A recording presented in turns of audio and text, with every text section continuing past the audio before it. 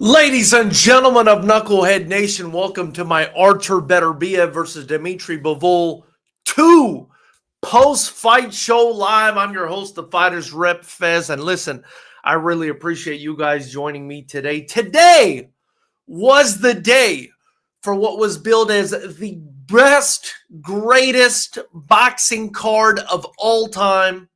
It just got done. I have watched the entire thing live. The only fight I missed was something from the undercard. I think the fighter's name was El Mayouf. He's not even part of the poster. But I watched the whole thing after that, including the Saudi prospect, Mighty Muhammad Al-Aqil. And I got to say, this fight, this whole card, absolutely lived up. This whole card absolutely lived up to the hype, man. This was probably the most entertaining and best fight card I've ever watched from beginning to end. So I got to give it up to Turkey, Al Sheikh, Riyadh Season, Saudi Arabia, Eddie Hearn, Frank Warren, Oscar the promoters that got together to make this happen. It's unfortunate it takes so much money to make this happen, but I guess it is fortunate for the fighters because they get to reap the benefit of it, and it's beautiful to watch the best fighters in the world compete and get paid handsomely to do so, right? So I want to take you guys back to the very first fight on the main card. I mean, I will quickly mention, though, I thought Mighty Muhammad Al-Aqil, even though he faced a guy that wasn't really, a top-notch guy, I thought he looked really good as a prospect. I thought he showed good for the sport of boxing. He's long, he's rangy, he seems to have good reflexes, he seems to be fast. So I think that's going to be very important for his career as he goes forward. And I thought it was cool that he had Joe Gallagher in his corner, right? So let's head on in to the first fight on the main card, which was Joshua Buatsi versus Callum Smith. This fight was for the WBO World Interim Light Heavyweight Championship. And listen, I'll admit defeat on the ones I predicted wrong, and I'll let you know on the ones I predicted right. But first and foremost, right off the bat, Buatsi versus Callum Smith. I mean, that's how you knew this card was going to be something special, because the first fight of this main card was a classic, in my opinion. I mean, if you don't follow these guys, you probably didn't know what this fight entailed. But I've been watching these guys for a very long time. Both Callum Smith and Joshua Buatsi. I thought this was going to be an excellent fight. I thought it was going to be a competitive fight. I thought it was going to be high level. And I thought incorrectly that Joshua Buatsi was going to win this fight by decision, because I just felt like he was the fresher fighter.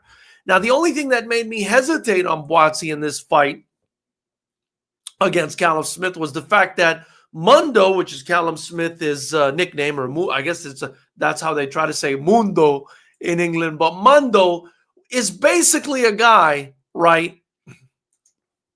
He's basically a guy with a lot of experience. He's been in there with the best. He's been in there with Beterbiev. He's been in there with Canelo. And so I said to myself, well, even if you lost in those fights, you definitely gained something out of those fights. And Buatsi's never been in there with anyone like that. And I think that showed a little bit in this fight. What also showed big time in this fight, though, is that both of these guys got some huge cojones, you guys. I mean, it was just a slugfest. And it wasn't sloppy.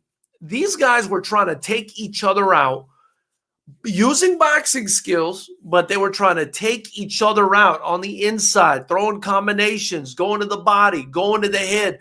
I really liked Callum Smith's, combinations, especially when he would finish it off with the left to the body. I felt like the body shots were hurting Buatsi. I felt like the shots to the head probably hurt him too.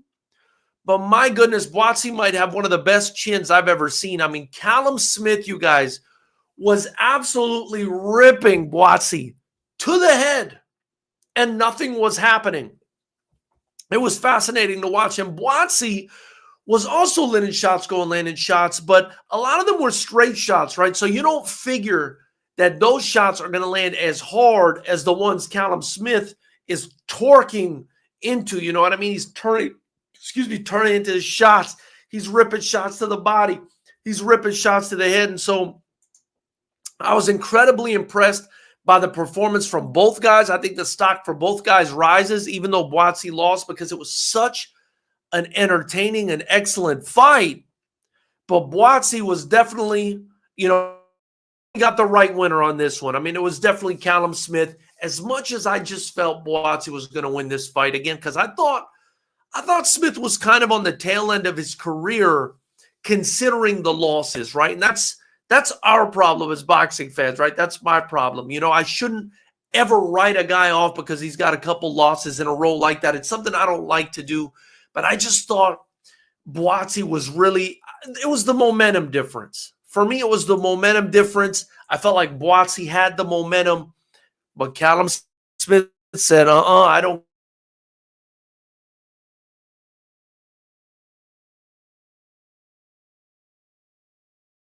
Very dangerous guy because of not just his boxing skills, but his build. He's such a big, strong guy, right?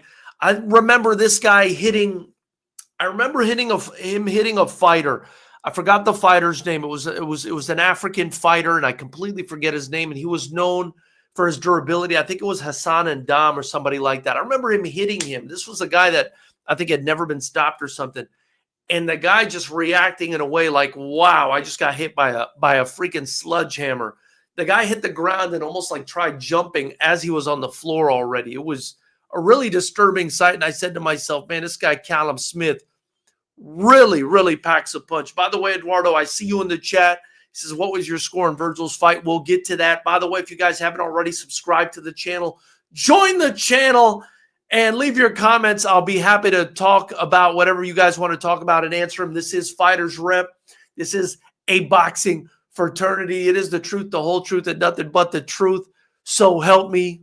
So, I will discuss with you. I'll go back and forth with you, and I'll tell you what I think and what I saw exactly the way I saw it. So shout out Callum Smith. Very impressive win. I think Buatsi will be back. That's what I love about this Riyadh season stuff and Turki Al-Sheikh's involvement. I think he expects people will lose, and it's okay for people to lose.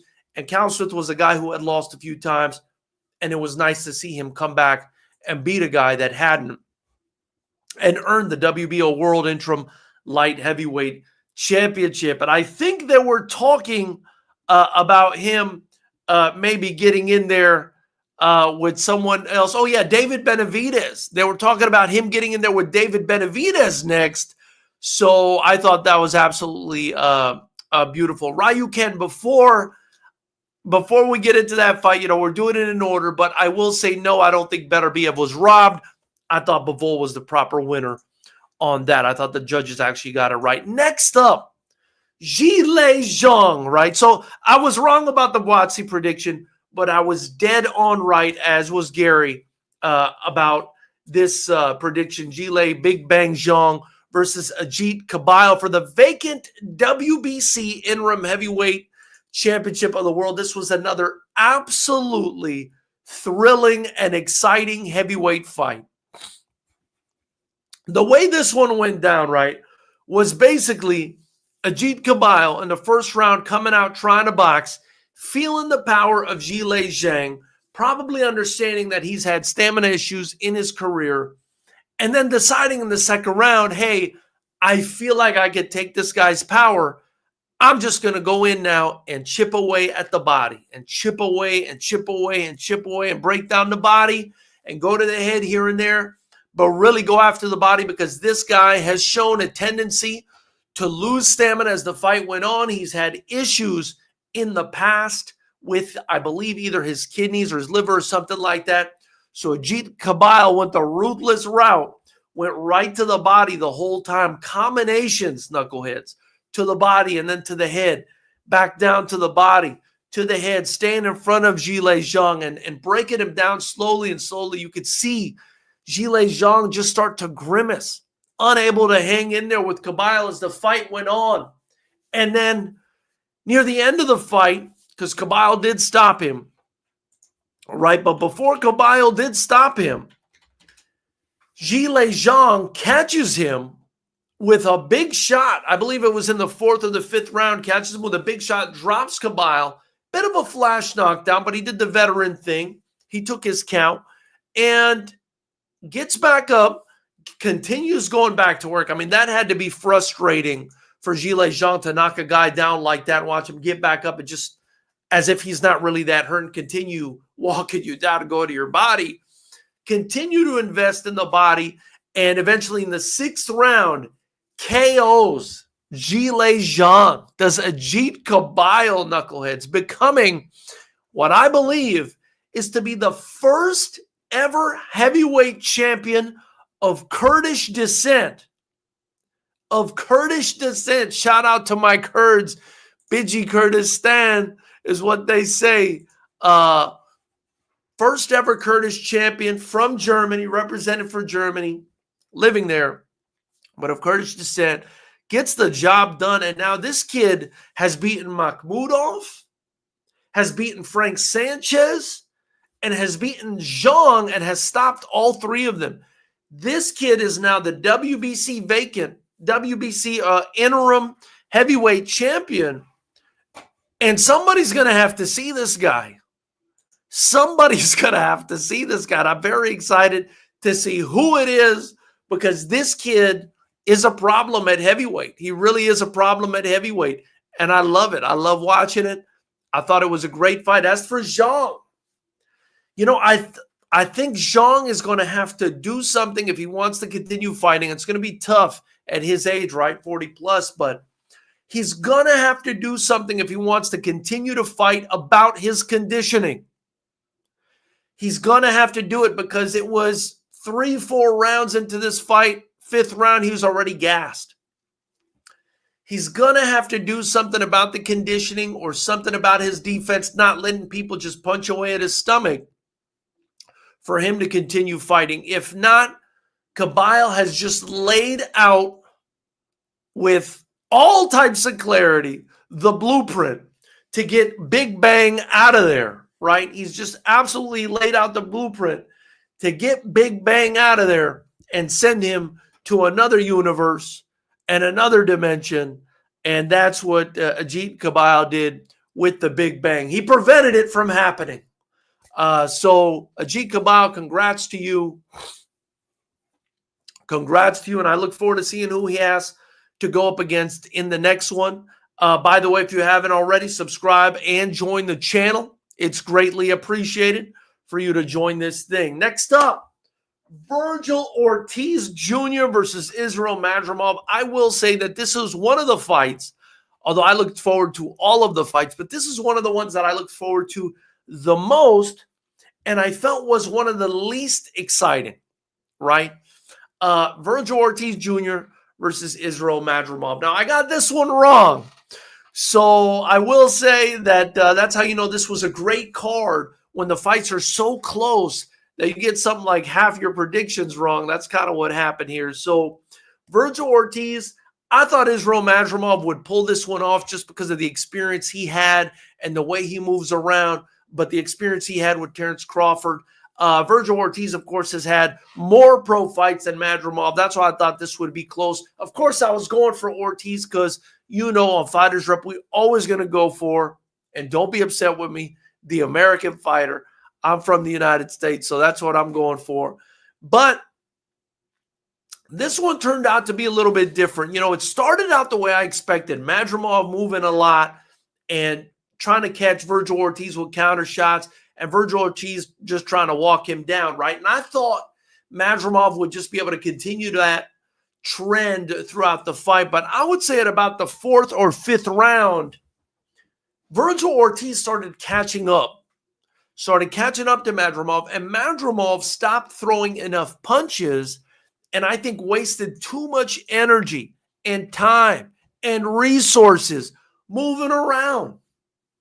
And it's pretty, and I like the way it looks, but by the time he figured out that he was down on the scorecards as, you know, Vergil Ortiz, or as Bernard Hopkins would call him, Victor Ortiz, as he continued to press the action and land his shots, and get better and stronger, it was too little too late for Madrimov. Madrimov, by the time he figured out that he needed to kind of stay in there in the pocket and fight a little bit of fire with fire, it was too late. Virgil Ortiz was already too far ahead.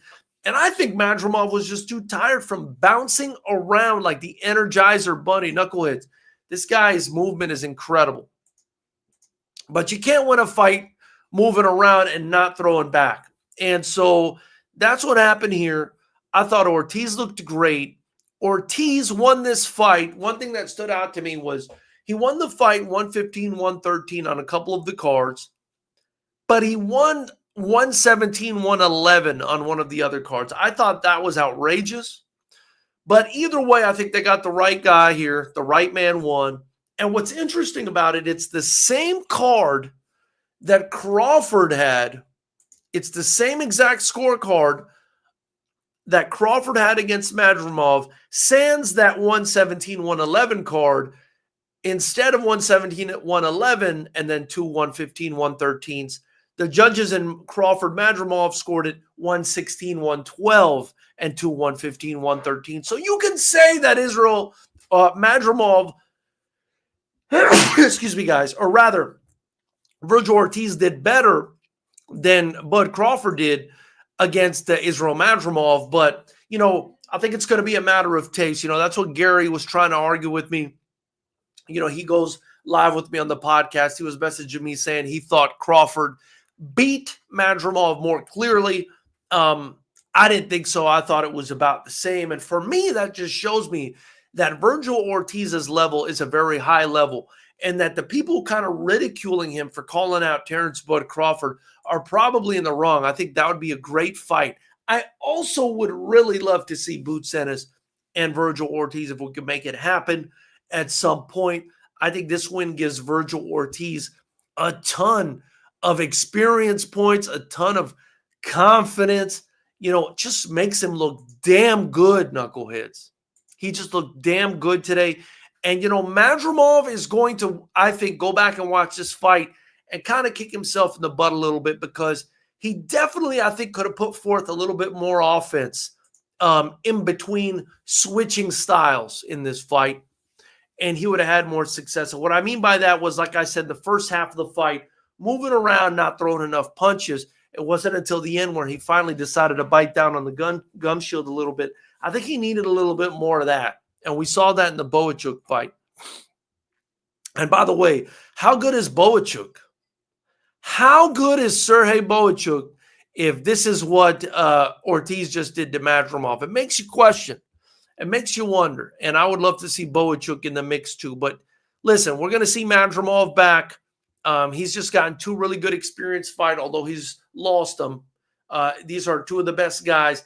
And Ortiz, man, I can't wait to see what he does from here. He's definitely that guy now at 154 pounds or up there. So, we gotta see what happens with him next. Up next, we had another fight that I was excited about, but it was more, I felt like, of a prospect fight because Hamza Shiraz was the challenger to Carlos Adames's WBC World Middleweight Championship. And I got to be honest with you guys here.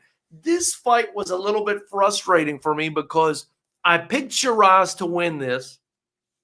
I think he has the ability to win this.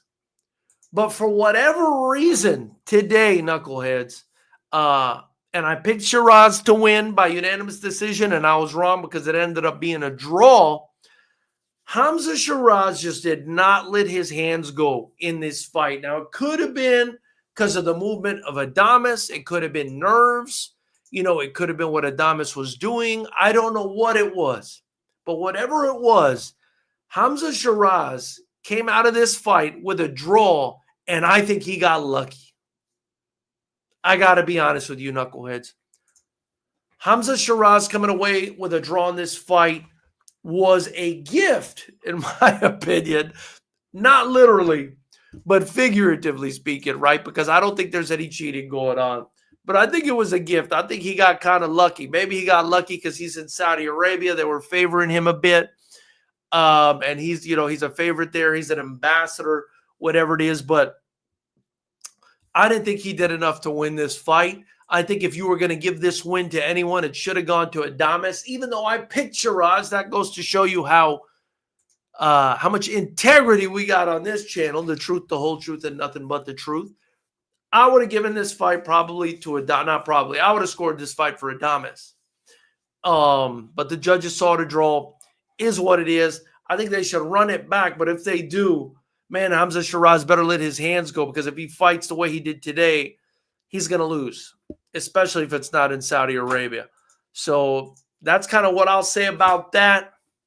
I don't have much else to say, but it was frustrating to watch Shiraz, who has a crazy reach and good speed on his hands, just sit there and stare at Carlos Adames for 12 rounds, especially for the second half of the fight. I mean, I felt he boxed pretty good the first 4 rounds. It was pretty close, but, I thought maybe he was slightly ahead, just landing the jab cleaner. But then he just really didn't do anything after that. It was sad to watch. So anyway, we'll move on to the next fight. Shakur Stevenson, knuckleheads, taking on Padley. Was it Padley? I forget the kid's name. Josh Padley, I believe. Shakur Stevenson versus Josh Padley. And listen, Shakur Stevenson in this fight got the stoppage in the 9th round. I'll be honest with you guys, though. I'm starting to understand, as much as I love the technical aspect of boxing, I'm kind of starting to understand why people don't love Shakur Stevenson's style that much. There's nothing, it's not that he's not a technical master, but it's just there's nothing really flashy about it, right? And I thought Padley actually had some success in this fight. He landed a good amount of punches in this fight. And considering, him taking it on super short notice, I was impressed by the way he performed. I gotta be honest, I was impressed by his speed. I thought he was a much better fighter than anticipated. I thought he was going to come in there and just get smoked.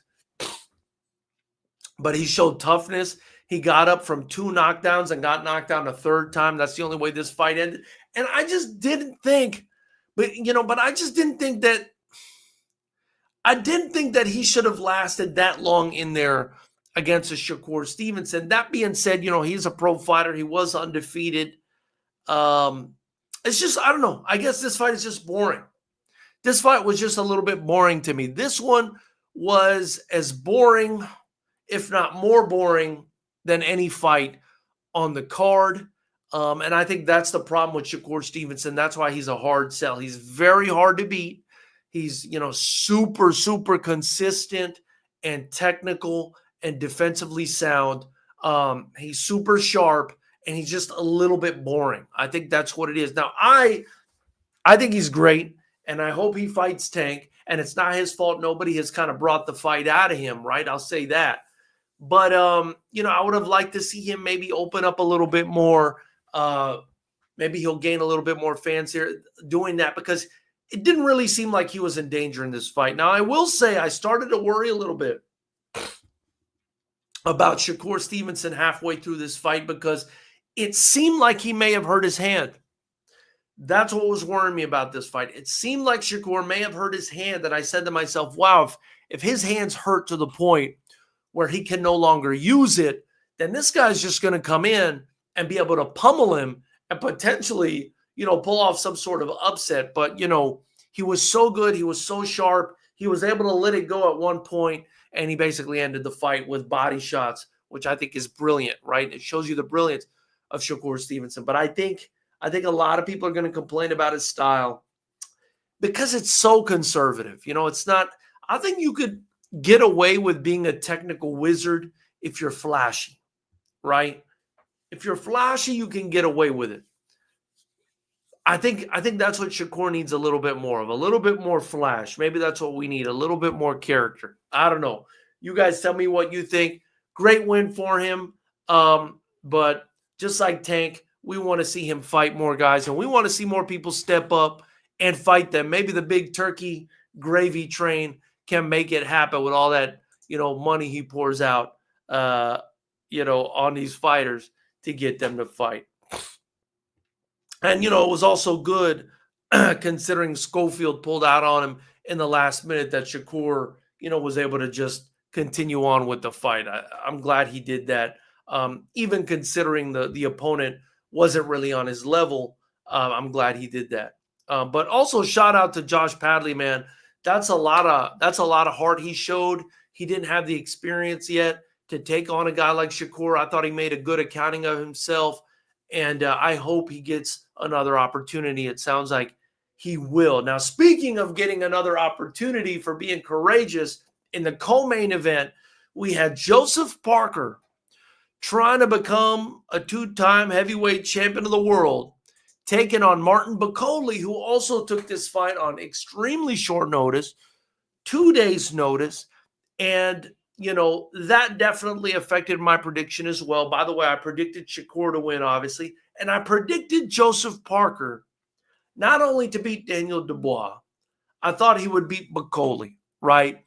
And I thought he would beat Bakole, not because I think Bakole is too inferior, really. I mean, I do think Parker's probably a slightly better boxer, but mainly because he was coming off the couch on 2 days' notice, and I just didn't expect him to be able to beat a guy in the elite level of the heavyweight division who had been through an entire training camp, right? Even with the opponent switch, I didn't feel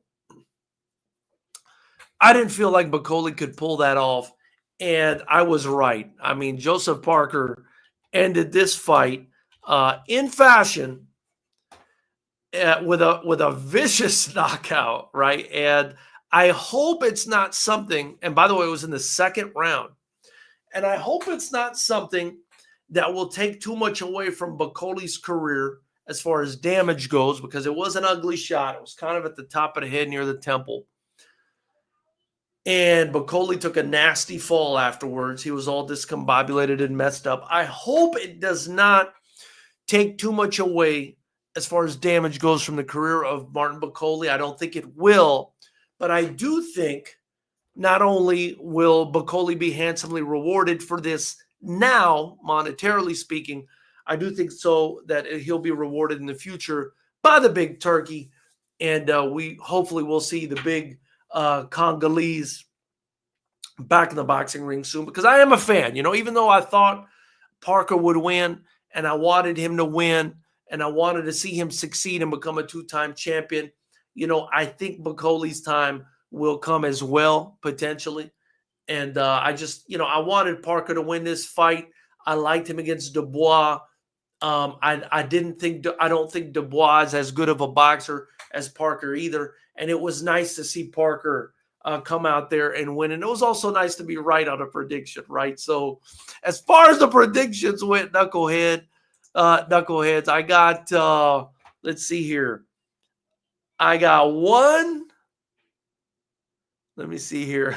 This was a bad day for me. I got 1, 2, 3. Knuckleheads, I only got 3 right out of the main card, which was 7 fights, but one of them was a draw. So you got to give me a little bit of credit there. So on to the next one. And by the way, Ryu Kent says the Bakole versus Parker would have been very interesting if it was a full camp, the Bakole Parker fight. I agree. I hope they allow Bakole to have a full camp and bring him back.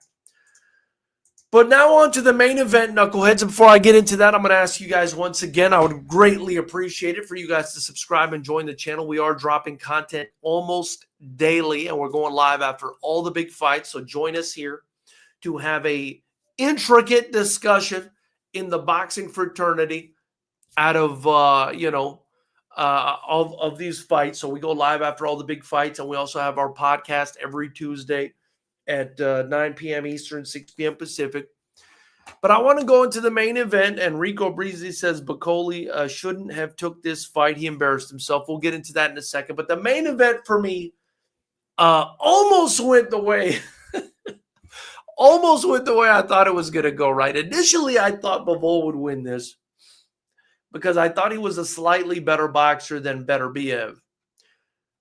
And I picked Beterbiev in the first fight, and I was right that time. On this one, initially I said Bivol. Then I changed my mind. I said, you know what? Beterbiev can win this fight if he goes to the body more and starts out faster. Me and Gary both said that on the podcast. And amazingly enough, that is what was happening in this fight, right? I think after the first couple of rounds where Bivol was winning, I think Beterbiev turned it around and started notching some early rounds. And he was doing so because he was fighting at a faster pace. I thought he was boxing better. And I thought he was going to the body. That's what I was seeing. And I said to myself, this is great because he's investing in the body so that Bivol can't really move around that much. And then I felt like Beterbiev was starting to take over this fight, maybe through about 5 or 6 rounds. And then all of a sudden, I don't know what happened. I want to say Dmitry Bivol either caught a second wind, found his range, or found Beterbiev's timing, or a combination of the three. And Bivol just started to absolutely take over this fight from a technical standpoint. And for whatever reason, Beterbiev just could not adjust to retake the momentum that he had, going into the second half of the fight. And for me, Bivol just seemed to take over as the fight went on. He was landing the better shots. He was landing the cleaner shots. His movement was superior.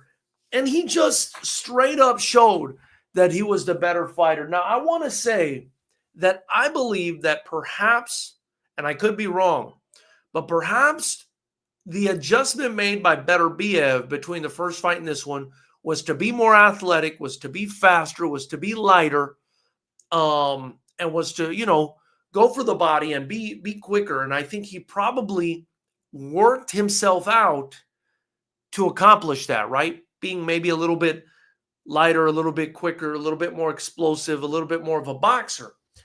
I do think Bivol, on the other hand, worked on stamina, worked on pacing himself, and worked on power.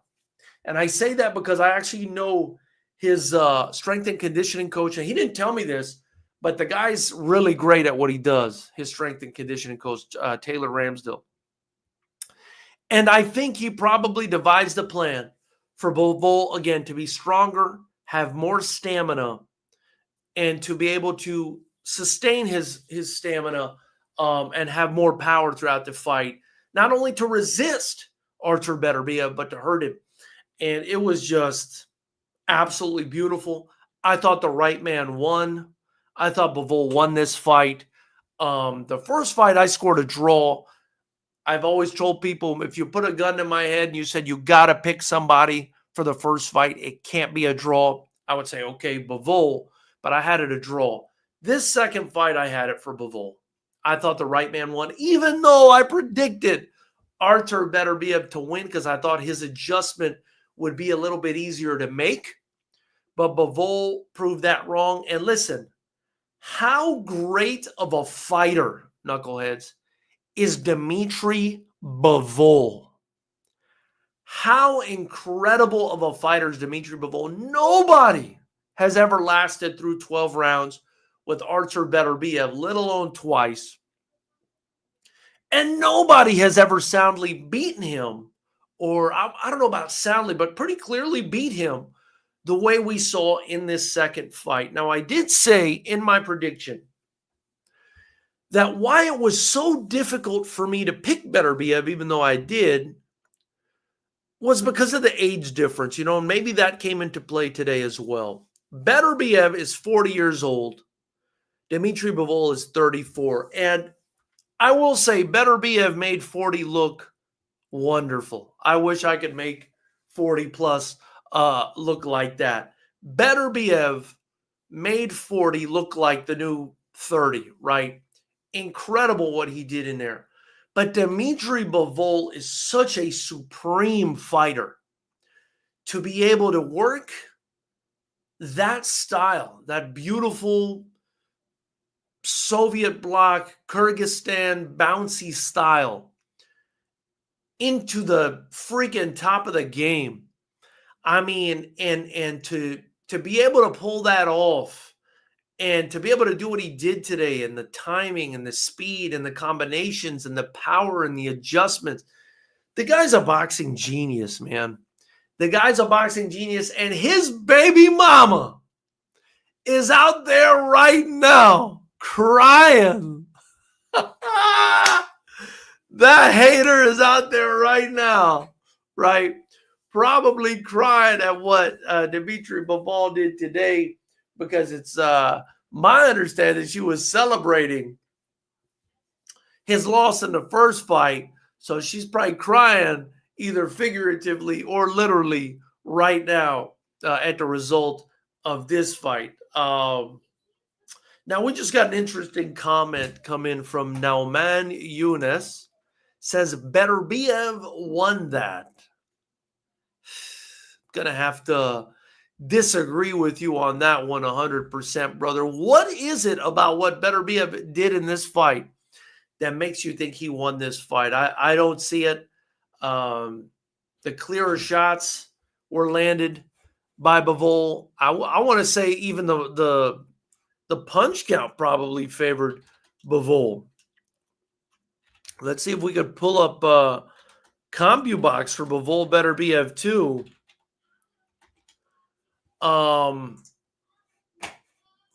Yeah, let's take a look at that. Okay, so Bivol connected with half of his power punches and 1/3 of his total shots. He connected on 142 of 423 shots thrown. Beterbiev threw 682 punches and connected on less, on 137. So despite throwing almost 260 more punches, Beterbiev landed 5 less. That is absolutely crazy. That is absolutely crazy. Bivol landed 33 power punches over the first 6 rounds, while Beterbiev landed 23. So I'm just not seeing it, knuckleheads. I'm just not seeing it. I'm just not seeing how you could have scored this for Beterbiev. The harder hurting shots were scored by Beterbiev. I don't know about that. He pushed Bivol all fight. Well, I mean, moving forward is aggression, but Bivol had superior ring generalship. No, man. That's like, at one point he spun him around. He was catching him on the way in. I mean, I'll just agree to, we'll just agree to disagree. But you're in a very, very, very small minority of people if you think Beterbiev won. And I picked Beterbiev to win. I thought Beterbiev was going to win. I thought he lost that fight clearly. I mean, I didn't think it was. I thought it was close, but I didn't think it was. I didn't think it was a question that he won. I thought Bivol won by at least 2 rounds, if I'm being honest with you guys. My score of Virgil's fight. Eduardo, let me get back to you on that one. I thought Virgil Ortiz was the right winner in that fight. I thought he won that fight by a couple of rounds, maybe 1 or 2 rounds, maybe more. I didn't score round by round, but I thought he clearly won that fight. I thought the right man won there. I thought Madrimov just waited too long. He just waited too long to really get stuck in there and bang it out with these guys. And he suffered a loss for that. But look, hopefully we get to watch all these guys throw down and run it back again. Rico Bizzi says Bacoli shouldn't have taken this fight. He embarrassed himself. I'm going to have to disagree with that. I think when a chance like this comes up and you're a prize fighter,